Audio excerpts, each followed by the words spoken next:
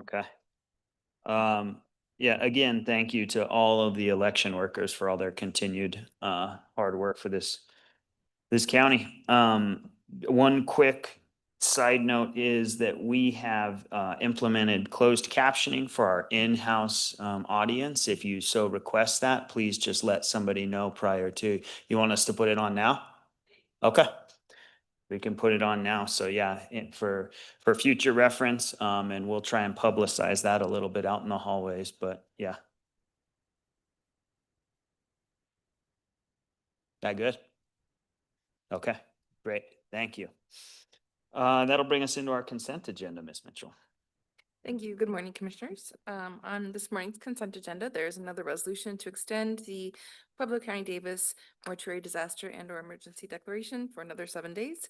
And there's also a resolution to approve the conditional sale agreement for the purchase of golf cars between Yamaha Motor Finance and Pueblo County on behalf of the Desert Hawk Golf Course Enterprise. And this is to purchase golf cars with the payments over a period of 5 years. And that this has been discussed somewhat ad nauseum in our Desert Hawk meeting. So I'm fine. And obviously the first one is every week. So I will ask for a motion to approve the consent agenda as presented. So moved. I'll second. All in favor, say aye. Aye. Aye, motion passes. That'll bring us into our regular agenda, Ms. Mitchell. Thank you. A regular agenda 5A is a resolution approving the agreement between Haddanu Collective and the county on behalf of DHS, presented by Russell Guerrero, Deputy Director of Community and Family Programs. Also, Mr. Guerrero is going to cover 5B, which is an agreement between Pueblo DHS and the Pueblo Boys and Girls Club. Morning, Commissioners. 5A, unfortunately, we needed to drop that from the agenda. We did reach an agreement with, it's actually the Pueblo Food Project, and it'll be for a lower amount that our director was able to sign off on. So we have that one already going. So I can go to 5B, which is the contract between the Boys and Girls Club and Pueblo County DHS. The contract's for the amount of $75,000 for services provided for the Boys and Girls Club at their Pueblo West location. We'll utilize TANF funds, which require us to reimburse Boys and Girls Club monthly through next year. So this contract will run through the year and ending in June 2027. This contract was not part of the RFQ process. It was a request by Boys and Girls Club earlier in the year to BOCC, and we were able to use TANF funds to help them out with their programming. Any questions on that contract? One quick question, sir. You mentioned June 30th of 2027. Yeah. The contract says, or the reso says, funds must be expended by May 30th, 2027. Is that accurate? They have to spend the funds and then we reimburse by by June 30th, or is it just a little typo? Okay. It's a typo. Okay, so on the reso. Reso should read June 30th, 2027. Yes, the contract does. So Thank you. just missed that on the reso. Okay. Okay. We will correct that. Okay. Thank you, ma'am. You guys good? I am good. I'll ask for a motion to approve item 5B with those corrected dates in there. So moved. Second. All in favor, say aye. Aye. Aye, motion passes. Thank you. Thanks, Russ. That takes us to 5C, a resolution approving the agreement between Ridgeline Electric and Solar and the county for the EV charging station installation at the Sangre de Cristo Arts and Conference Center. And I don't know if we have anybody from the energy office here to present this item. Joe's not here. He's not online or anything, right? Okay. Commissioners, as staff has indicated, through grant funding from CDOT and CEO, the second phase of the EV installation to the Arts Center will be completed. Primary deliverables include relocating the building transformers to a serviceable location, installing 6 level 2 chargers and 2 additional fast chargers and 1 e-bike charging station. This is to address multimodal transportation needs and to separately meter the EV charging stations. The recommendation from staff is to approve this agreement. The grant funding totals $365,000. And county staff anticipates receiving over $50,000 in utility rebates. The charging stations will follow the county's adopted fee-for-service model, which will allow for ongoing revenue to offset utility costs and utilization of any surplus. Yeah, I'm certainly glad that we've, adjusted how that operates and that there is the fee associated with it. Uh, But yeah, I mean, I think those chargers as they are pretty heavily used. I don't have an EV. Do you know if they're pretty heavily used right off I-25 right there? They are, they're busy all the time. I think this is a great idea, and I'm almost positive that this is grant funded, but I cannot, I cannot find it explicitly within the materials that are presented in our packet. So without knowing that definitively, I'm hesitant just because we don't have an identified spot in the budget where this is coming from. I would suggest we just postpone it until either Thursday or next week and allow Jared to confirm that, because I don't see that either. But I thought that was the impression that we were all under, is that it's grant funded. All of the EV stations up to this point have been, and I know that we've talked about this specific project in the past being grant funded. I'm just not seeing the specifics about where the grant dollars are coming from, where it hits in the budget. So I just want to be 100% certain that we're not committing cash to this today. And so I agree, Commissioner, that it's probably best just to push this to Thursday. We can even get it done on consent Okay. As soon as we get that Okay. answered. I'll just ask for a motion then to move item 5C to TBD, or just say Thursday right out of the gate. I think it's Thursday. Okay, I'll just ask for this item to be moved to Thursday's agenda. So moved. Second. All in favor, say aye. Aye. Aye, motion passes. That'll bring us into commissioner comments. One more question. Ms. Mitchell, do you need anything for the record regarding item 5A? Do we need to formally move that item? If somebody would Good like to make a question. motion to remove item 5A I'll from the make- agenda. Okay, I'll ask for a motion to remove item 5A from the agenda. so moved. Second. All in favor, say aye. Aye. Aye, motion passes. That now will bring us into commissioner comments. I'm happy to go first on this one. Commissioner McFeeters, I know you're wondering why I haven't talked about sports in such a long time. So it is time, because we had a couple state champs get crowned in Pueblo over the weekend. A young lady from East High School named Reagan Folletta won gold in Class 4A 100 meters and 300-meter hurdles. Impressive stuff. I think that's her third gold, and she got 2 silvers from last year as well. So building quite the career as a junior in high school. And then a young lady named Kaylee Pearson out of Swallows Charter Academy, she won gold in the long jump, 2A long jump. So congrats to those young ladies, congrats to the Pueblo athletes. And I just also wanted to say congrats to all of the seniors graduating this week. I can't believe how fast this time of the year always seems to come. And so parents, enjoy it. I'm sure it's a lot. I have some friends now with kids who are high school seniors, shockingly. And I joke with them, like, I'm sure this must be a lot, because like I get emotional thinking about my kid graduating preschool. So congrats to all the young people in our community. Go and do good things for us. I thought it would be appropriate today to talk about election stuff. There's been a big item in the news. We honored our elections workers, talked about how important election integrity is to who we are as a community, who we are as a country. If elections aren't safe and secure and can be trusted, our jobs don't matter. We're up here because of a safe and secure and fair election. And you may have likely heard that last week, Governor Polis commuted the sentence of a woman named Tina Peters. Tina Peters was the former Mesa County clerk who was convicted by a jury of her peers for multiple felonies related to tampering with election equipment and violating the security of voting systems.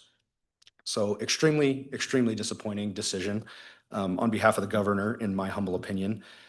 Again, those charges were investigated and brought by a Republican district attorney. So, kind of throws out the argument that this was some kind of, partisan witch hunt on behalf of whomever. I also really want to take a moment to read the Colorado County Clerks Association statement on this matter, because those county clerks, like our own Candace Rivera, are responsible ultimately for ensuring the integrity of these elections. And to be clear, the county clerks are a bipartisan group, right? Even more Republicans probably than Democrats, just due to the rural nature of many of our counties across the state. So I wanted to read this statement real quick because I think it really captures kind of my feelings on the situation, but gives some gravitas because it's coming from the elected officials from both sides of the aisle who are directly responsible for ensuring the safety and security of our elections. So I'm just going to read this real quick. I think it's important. Here begins the statement from the County Clerks Association. We are furious, disgusted, and deeply disappointed by the governor's decision. We have met with him privately to make our position unmistakably clear. Tina Peters deserves the accountability imposed through Colorado's judicial system, and the governor should, at the very least, respect that process and allow it to fully play out before intervening. This case was thoroughly investigated, prosecuted, and adjudicated through the rule of law. Undermining that process before it has fully concluded sends a reckless and dangerous message to the public, to election officials, and to anyone entrusted with safeguarding our democratic institutions. Election officials across Colorado, Republicans and Democrats alike, have stood up at every turn to tell the truth about our elections, even while facing harassment, intimidation, threats, and relentless political attacks. They have defended the rule of law, protected voters, and continued serving the public despite enormous personal and professional costs. Rather than standing with those public servants and defending one of our nation's most cherished rights, the right to vote, Governor Polis is bending the knee to the same political forces and conspiracy movements that are actively undermining confidence in our democratic institutions. That choice carries consequences far beyond this single case. Tina Peters' actions have made life harder not only for election officials in Colorado, but for election officials across the country. Her conduct became a rallying point for election conspiracy movements that fueled hostility and distrust toward the very people responsible for administering free and fair elections. Last year, one election office in Colorado was firebombed. While the suspect is entitled to presumption of innocence and the case must proceed through the legal process, public reporting indicates the individual appeared influenced by the same stolen election conspiracy narratives that Tina Peters helped amplify and legitimize. Election officials are not speaking hypotheticals anymore. The threats, fear, and escalation are real. At a time when election officials need strong support, this decision abandons them and supports the attack on the legitimacy of American elections. There is no escaping the significance of this moment. This is now Governor Polis's legacy. He will not be able to run from or redefine it later. When given the opportunity to stand firmly for the rule of law, for the integrity of Colorado's elections, and for the public servants who defend them, he chose a different path. This decision is shameful. It rewards criminal conduct connected to attacks on our election system, weakens confidence and accountability, and undermines the very institutions that protect the freedom to vote. Colorado voters deserve leaders who defend a democracy, not leaders who legitimize efforts to damage it. I agree with every single word in that statement, and I applaud the Clerks Association for coming out so strongly in a bipartisan manner to condemn the decision by Governor Polis. The fact of the matter is, folks, we have a president of the United States who constantly peddles conspiracy theories.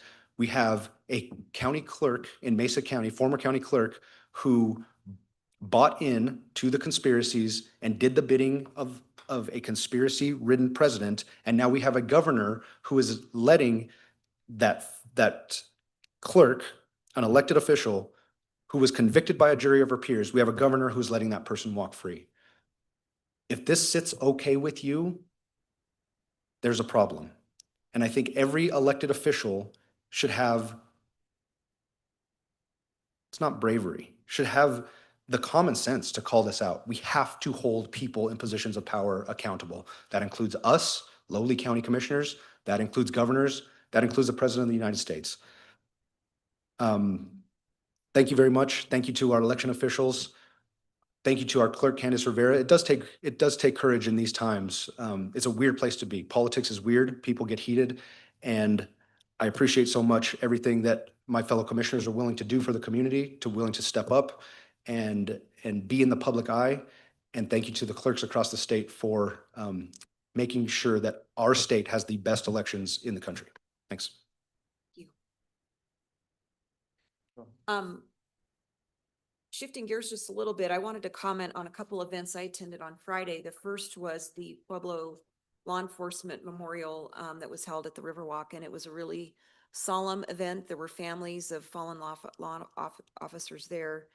But it was a beautiful event, and I want to encourage anybody that wants to help donate to that cause. We want to see a memorial to our law enforcement on the Riverwalk permanently established. So I encourage those that have an interest in donating to that cause, please do so.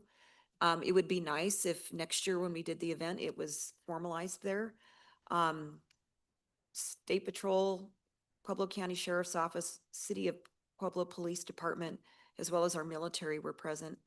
And it was just a very unique event, and I enjoyed seeing so many of our citizens show up to honor that. So that was a privilege. And then after I was able to attend the Leaders and Legends Luncheon for PACA in our community, we had 17 centenarians attend that event. Those over 100? Hmm. Isn't that incredible? Yeah. It was a beautiful event. Families came, there was a nice luncheon, and PACA did a great job of honoring them. And I think that's something we need to do more of in this community, is honor those that have come before us who have a lot of knowledge. And my favorite moment of the event was seeing a selfie wall and watching families take photos together. It was really sweet. And I just want to thank PACA and our DHS department for all you do to support those kind of efforts. I think they don't get noticed as much. They're not as flashy, but it sure means a lot to the families, and it meant a lot to me to be in that room. I think I even commented that if we could just bottle up all the wisdom in that room and have it for ourselves, how much better off we would be. All those experiences. So I guess Friday for me was a day of honoring a lot of people who contribute so much to our community. So thank you everyone who contributed. And this week, hopefully it's going to rain. I have hope. I felt a little bit of it. So let's just keep hoping that today and tomorrow we get the rain that we need. Thank you. Yeah, it looks like it out there. Oh, wait, one more thing. Go for it. As you talked about sports, can I say this? I was at the banquet last night for Swallows Charter Academy, where Miss Pearson was recognized for her long jump, obviously state award, but my son was also recognized for breaking the school record in the 1600 and the 3200, and for lettering in track and cross country. And it doesn't come from me. I don't know where he got his running ability, but he does really good. But so I had to do my mom brag for sports. SCA also had a 2A basketball team, boys basketball team, that went to regionals and had one of their very first successful seasons ever. And so athletics at SCA is becoming a huge thing, and I'm just so proud of my son for participating, and his discipline in running is admirable. And I just wanted to thank all the athletes at all of our schools who put the extra time and effort. Many of them show up to practice at 5 a.m. They run or swim all summer. They're the team sports are the easier ones to identify, but those individual sports takes a lot of discipline. So kudos to all of them. And again, if you're going to graduation parties, be safe out there. It's that time in that season where we see lots of cars around homes and lots of little ones. And so just be careful, but enjoy. And hopefully it doesn't rain on your party. That's all. Yeah, again, congrats to all the graduates. My niece graduated. It's an exciting new chapter for young people, and you know, a mixed emotional bag, as you kind of alluded to, of letting them out of the house. There might be some excitement and joy in that too. Of, get out of here. And worry. Yeah, a lot of that, but yeah, congrats to everybody. Yeah, the fallen officer memorial on Friday was very well done. Enjoyed being down there, and I think to your point of trying to get donations, I know that they have gotten a lot of the money themselves already. So I was speaking with the mayor a little bit on Friday, and hopefully between their organization, the city, us, and maybe Pura, we can come up with the money to get that thing installed, because it is really nice. And they have the artist rendering down there if anybody wants to go take a look at it, but it's going to be a beautiful thing for this community. recognizing those people that serve every day. And also Friday night, I was able to give the keynote at the PCC Academy, Law Enforcement Academy graduation. It might shock you, but I didn't speak that long, to the point that I said, like, I'm not going to stand up here and speak a lot, because it was truly an amazing thing to see that many people in there, and the families and loved ones of those graduates there, because in positions like that, it's not just the law enforcement agent or the military, or in those kinds of first responders, in those types of professions, the whole family serves. And people need to recognize that. So just thank you to all of them. Jared's back there, and I got a message saying it is grant funded. Can we go back? Okay, all right. We'll shift things around real quick because Jared's here and it is grant funded, and you can confirm that and then we can vote on it. Yes, good morning, Commissioners. I apologize on my delay. I got pulled to another building. But yes, this is for a grant-funded project. We actually received 2 awards. We have $325,000 through CDOT by way of our PACOG application in 2023. We also secured $40,000 in additional funding through the Colorado Energy Office. So we have $365,000 in grant funding. We're also anticipating about $60,000 to $75,000 in utility rebate. So our project budget is a little over 400,000. I think this grant contract for Ridgeline is 325,000. 334. Or not- three, yes, Yes. I apologize. So we anticipate not having any shortages or encumbrance to county funds. Appreciate that. Great news. Thank you. Yeah, Thank you, sir. I will ask for a motion to approve item 5C then. So moved. I'll second. All in favor, say aye. Aye. Aye, motion passes. Thank you. Jared. Thank you. Thank you. Right. Well, that'll conclude the meeting then. Because we bounced around. Our next meeting will be May 21st, so I'll ask for a motion to adjourn. So moved. I'll second. All in favor, say aye. Aye. Aye, we are adjourned.